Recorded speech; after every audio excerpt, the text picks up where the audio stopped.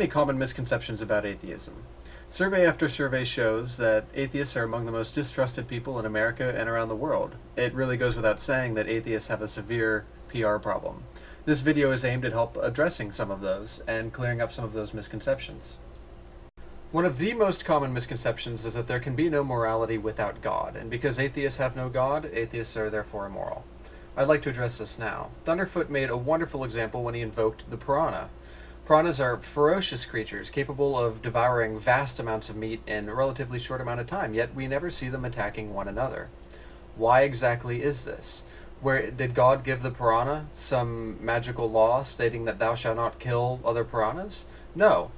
It basically works because piranhas are a community species. They work together as a group. And if they were to just freely go about killing each other because they were hungry, all of them would suffer as a result of it.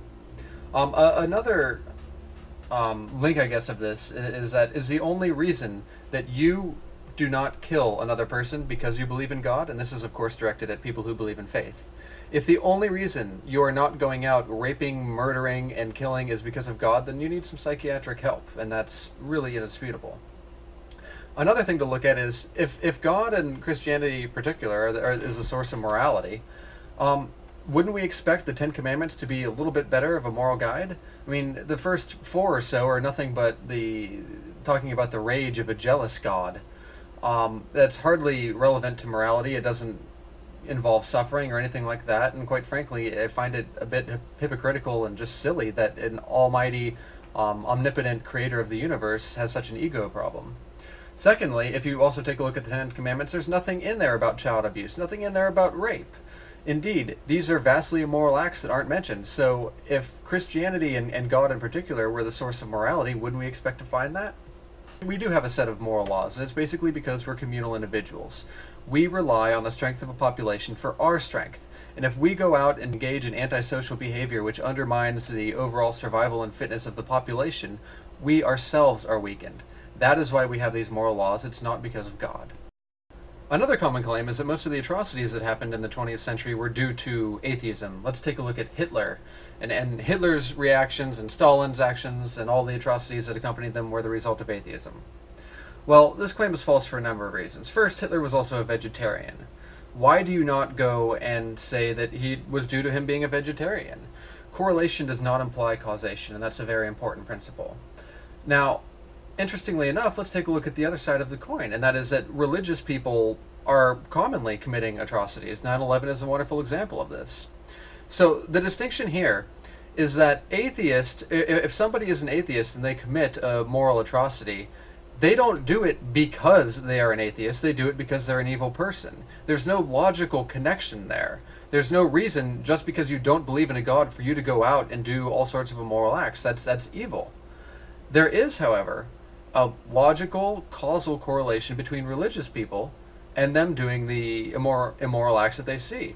The skyscrapers in New York were blown up because of religious actions. These suicide bombings happen solely because of religion. You are a good person in the eyes of religion if you do them. And this is a big distinction. With atheism, there is no causal effect there, whereas with theism, there absolutely is. It's also probably worth pointing out, particularly in the case of Hitler, that he was a Roman Catholic, and indeed most of the people around the country in Nazi Germany committing most of these atrocious acts were not atheists, they were Catholic. Also adjacent to both of these points is that if religion is necessary for morality, when we look at the world, what exactly would we expect to see?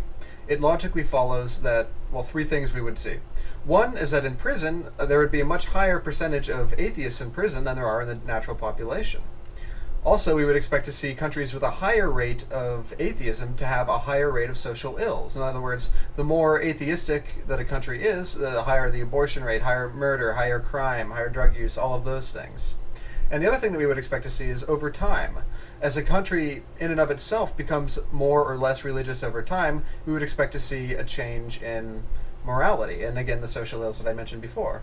So what happens? Let's take a look at the prison populations. Atheists make up 16% of the population, yet only 0.5% of the prison population. This is a massive difference that we simply don't see in every other faith. For example, if Catholics make up 35%, their constituency of the prison population is also 35%. This trend remains true with the exception of atheism. So the more atheistic you are, the less likely you are to be in prison for social ills, crime, etc. As far as countries goes, there's survey after survey after survey showing that the more atheistic a country is, the less crime and the less evil that occurs in that society. Once again, this completely contradicts the claim that atheism and morality cannot coexist. If anything, it could be claimed that, on a whole and as a general rule, atheists are more moral and less likely to commit crime than others.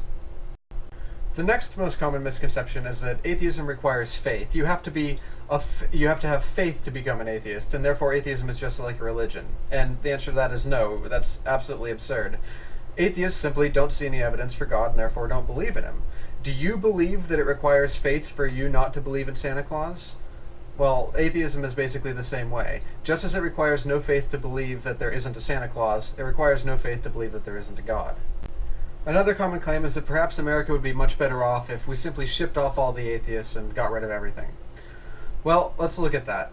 Atheists make up the profound majority, I'm talking like 90-something% of the National Academy of Science. That is, the most educated, productive members of society tend towards atheism as opposed to the baseline value. Another thing, take a look at the prison populations. We certainly wouldn't be emptying them out. Indeed, we'd be emptying out a much higher percentage of the natural population than there is in prison. Indeed, much of the country's science and their intellectuals and the backbone of it does stem from atheist creativity, and not the other way around. So removing atheists from a country would essentially intellectually bankrupt it. The next common statement is that atheists should simply back off because a belief in God requires faith, and faith is outside the realm of discussion.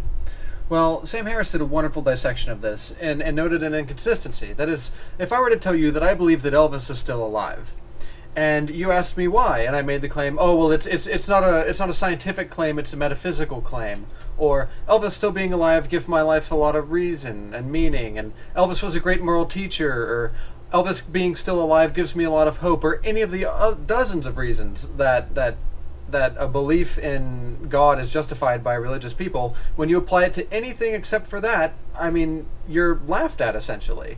So why is a belief without evidence considered good? Why is that not able to be discussed? It absolutely should be, because it's no different than anything else.